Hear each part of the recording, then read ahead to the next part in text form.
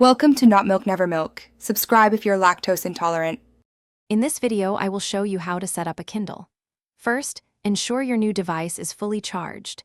This usually takes about 3 hours for a complete charge. Then, power it on by pressing and holding the power button for a few seconds until the screen illuminates. Next, you will select your preferred language from the on-screen options.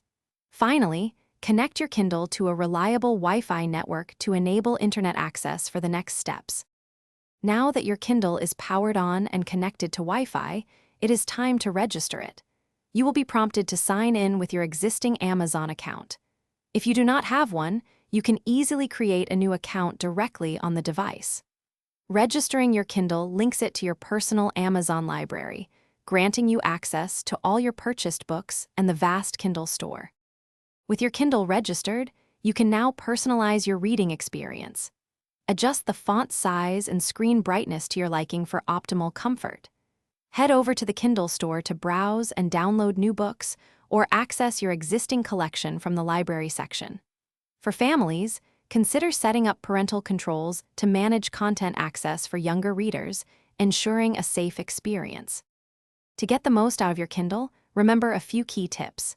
Keep your device charged to ensure its impressive battery life, often lasting several weeks on a single charge. Regularly sync your Kindle to update your library and reading progress across devices. Using a protective cover can prevent scratches and damage. Also, explore advanced features like Goodreads integration for social reading. Thanks for watching. If this was helpful, leave a like and consider subscribing. See you next time.